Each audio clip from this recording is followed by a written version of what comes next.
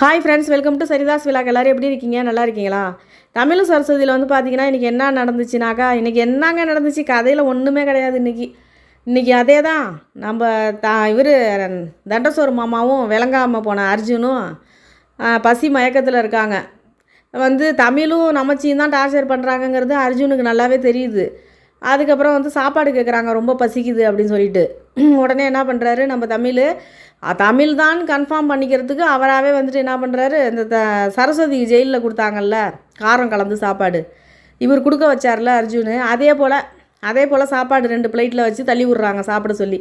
அதை எடுத்து சாப்பிட்டோன்னா செமையாக வந்து காரமாக இருக்குது. ஐயோ தொண்டையெல்லாம் எரியுதே, வயிறெல்லாம் எரியுதேன்னு தண்டசோறு மாமா கடந்து கற்றுன்னு கத்துறாரு. அர்ஜுனும் வந்துட்டு ஐயோ தண்ணின்ட்டு கத்திட்டு கிடக்கிறாரு. இவங்க 2 பேரும் இப்படி கத்திட்டு இருக்காங்களா, இவங்க சந்தோஷமாக அதை வீடியோ எடுக்கிறாரு நம்ம தமிழ். அவங்க அந்த சாப்பாடு சாப்பிட்ற மாதிரியும் கத்துற மாதிரியும். அதுக்கப்புறம் என்னென்னா தூங்கி படுத்துருக்காங்க பசி மயக்கத்தில். திரும்ப என்னன்னா ஓசை எடுத்து ஜன்னல் வழியாக விட்டு தண்ணி, சரஸ்வதிக்கு எப்படி தண்ணி மேலெல்லாம் ஊற்றுறாங்களோ அது மாதிரி அதை வச்சே கண்டுபிடிச்சிடறாரு அர்ஜுன். இது வந்து சரஸ்வதிக்கு நம்ம வந்து டார்ச்சர் பண்ண வச்சோம்ல ஜெயில் உள்ள, அதே மாதிரியே நடக்குதுன்னா அப்போ கண்டிப்பாக இது தமிழும் நமச்சியும் தான் பண்ணிகிட்டு இருக்காங்க அப்படின்னு சொல்லிட்டு அவர் கன்ஃபார்ம் பண்ணிட்டார். இப்போ வந்து என்னான்னு கேட்டாக்கா, நமச்சி அந்த இடத்துல விட்டுட்டு தமிழ் மட்டும் வீட்டுக்கு போகிறாரு. வீட்டுக்கு போயிட்டு நம்ம சரஸ்வதிகிட்ட கொண்டு போய்ட்டு அந்த வீடியோவை காட்டுறாரு. இங்கே பாரு, உன்னை இதை மாதிரி தானே கஷ்டப்பட வச்சாங்க, நான் பதிலுக்கு நான் மாதிரி கஷ்டப்பட வச்சுருக்கேன் பாரு அப்படின்னு. சரஸ்வதி தான் தியாகியாச்சே, அவங்க உடனே வந்துட்டு இதெல்லாம் தேவையில்லாதுங்க தமிழ், இதெல்லாம் வந்துட்டு நம்ம பட்ட கஷ்டத்தை அடுத்தவங்களுக்கு கொடுக்கணும்னு என்றைக்கும் நினைக்கக்கூடாது, அது நம்மளோடைய போட்டுன்னு தான் நினைக்கணும் வந்துட்டு அப்படின்னு. நீங்கள் என்றைக்கு தான் அர்ஜுனை வெளியில் விட போகிறீங்க அப்படின்னு.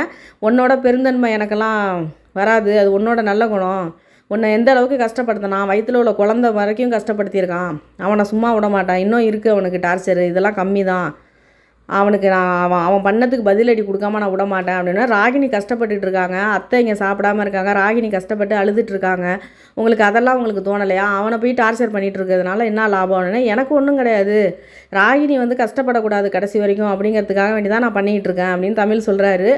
உடனே சரஸ்வதி கிட்ட சொல்கிறாரு, நீ யார்கிட்டையும் அவசரப்பட்டு வீட்டில் எதுவும் சொல்லிடாத, இன்னும் கொஞ்சம் அவன்கிட்ட வந்து நான் விஷயம் இருக்குது கொஞ்சம், அதுக்கப்புறம் தான் நான் வந்துட்டு அவனை வெளியில் விடுவேன், அது வரைக்கும் பொறுமையாருன்னு சொல்லிட்டு இவர் நான் போயிட்டு வரேன், நமச்சி அங்கே தனியாக இருக்கான் நான் போகிறேன்ட்டு இவர் கிளம்பிட்டார்.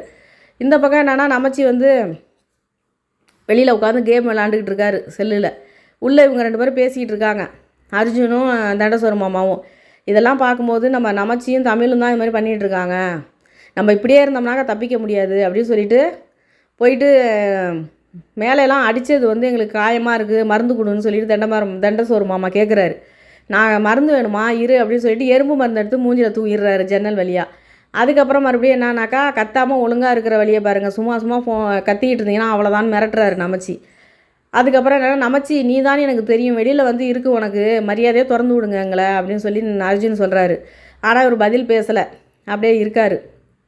இப்போ வந்து பார்த்திங்கன்னா அர்ஜுனும் தண்டசோறு மாமாவும் என்ன பேசிக்கிறாங்கன்னா, நம்ம வந்து இப்படியே உட்காந்துருந்தோம்னா நம்ம தப்பிக்க முடியாது, ஏதாவது ஒன்று பண்ணி தான் நம்ம தப்பிச்சாகணும், இங்கேயே இருந்தோம்னா கண்டிப்பாக நம்மளால் பசி தாங்கவும் முடியாது, நம்மளால் இருக்கவே முடியாது, அதனால் ஏதாவது ஒன்று பண்ணி ஆகணும்னு பிளான் பண்ணிக்கிட்டே உட்காந்துருக்காங்க.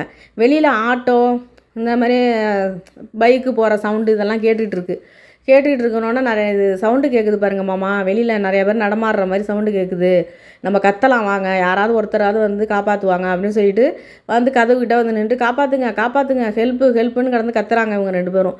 அப்போது வந்து பார்த்திங்கன்னா அந்த பக்கம் 2 போலீஸ் வந்துட்டு 2 பேர் பைக்கில் போயிட்டுருக்காங்க. அவங்க வந்துட்டு என்ன அந்த வீட்டில் வந்து ஏதோ சவுண்டு கேட்குதே அப்படின்னு சொல்லிட்டு இறங்கி வராங்க.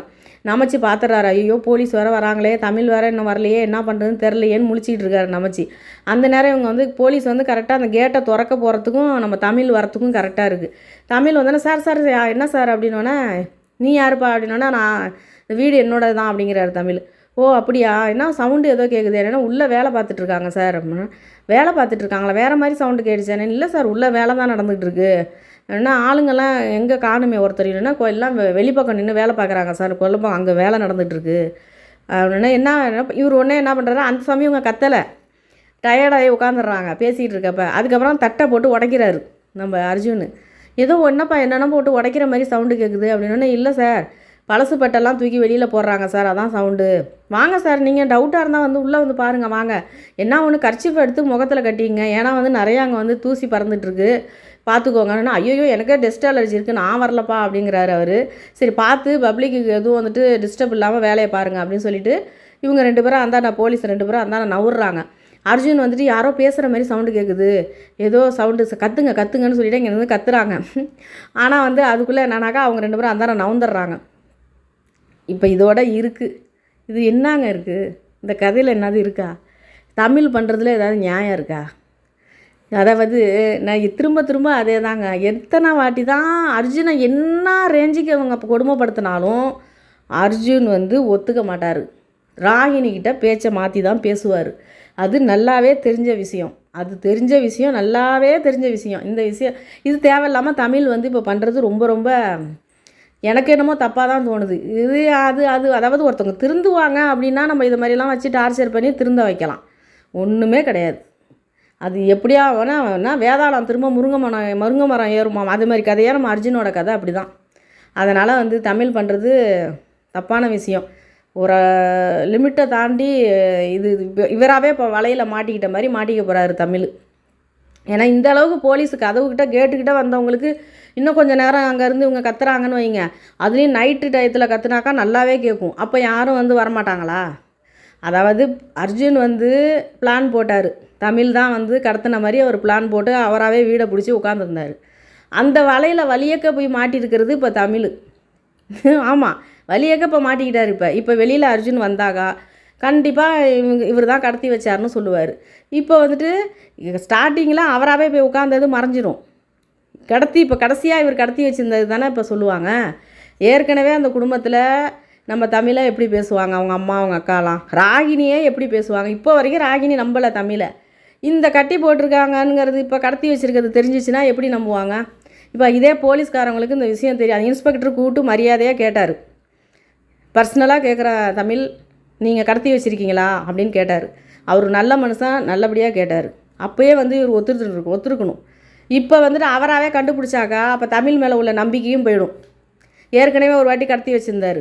இப்போ இந்த வாட்டி இப்படி கடத்தியிருக்காருன்னா நாளைக்கு யதார்த்தமாக யாரோ ஒருத்தவங்களால் வந்துட்டு அர்ஜுனுக்கு ஏதாவது ஒன்று நடந்தால் கூட 2 வாட்டியாக இவர் கடத்தியிருந்தார், 3ஆவது வாட்டி இவராகவே பண்ணிட்டார் போல் ஏதோ ஒன்றுங்கிற மாதிரி வரப்போகுது. தமிழுக்கு தேவையில்லாத வேலை இது.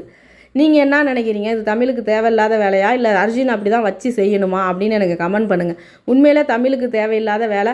ஆனால் கதையை எதை நோக்கி கதை போயிட்டுருக்குன்னு எனக்கு ஒன்றும் கண்டுபிடிக்க முடியலங்க. நீங்கள் ஏதாவது கண்டுபிடிச்சிங்கன்னா எனக்கு கமெண்ட் பண்ணுங்கள்.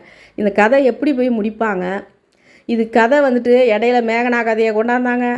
மேகனாவோடைய கதையை கொண்டாந்து திடீர்னு அந்த பொண்ணை சாவடித்தாங்க. அப்புறம் என்னன்னா அர்ஜுனை எப்படி கொண்டாந்து நிறுத்தியிருக்காங்க. கடைசியாக கதை முடிக்கிறதுக்கு ராகினிக்கு உண்மை தெரிஞ்சாலே இந்த கதை முடிஞ்ச மாதிரி தான். ஆனால் ராகினிக்கு கதை அர்ஜுனை பற்றி தெரியறதுக்கு வாய்ப்பு இல்லாத மாதிரி இருக்குது.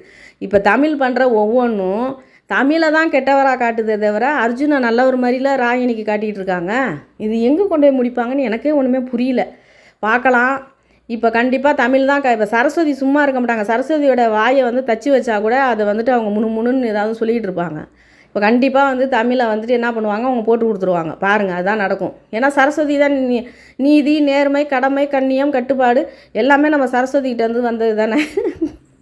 கண்டிப்பாக சரஸ்வதி என்ன பண்ணுவாங்க, தமிழ் வந்து நம்ம சொன்னால் கேட்க மாட்டார், நம்ம வந்து வீட்டில் உள்ளவங்கள்ட்ட சொல்லிவிடுவோம் அப்படின்னு சொல்லிட்டு ஒன்று வீட்டில் உள்ளவங்கள்ட்ட சொல்லுவாங்க.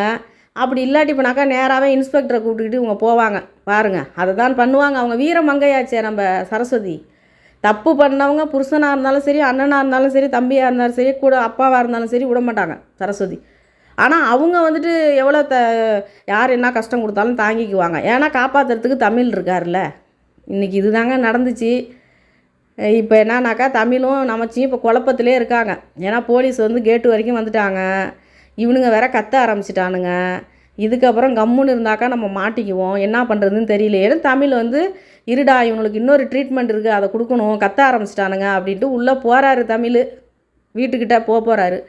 பார்க்கலாம் என்ன நடக்க போகுது, ஏது நடக்க போகுதுங்கிறத வெயிட் பண்ணி பார்க்கலாம். தமிழும் சரஸ்வதியிலே இன்றைக்கி இது தாங்க நடந்துச்சு. இந்த வீடியோ உங்களுக்கு பிடிச்சிருந்ததுனாக்கா லைக் பண்ணுங்கள், ஷேர் பண்ணுங்கள், கமெண்ட் பண்ணுங்கள்.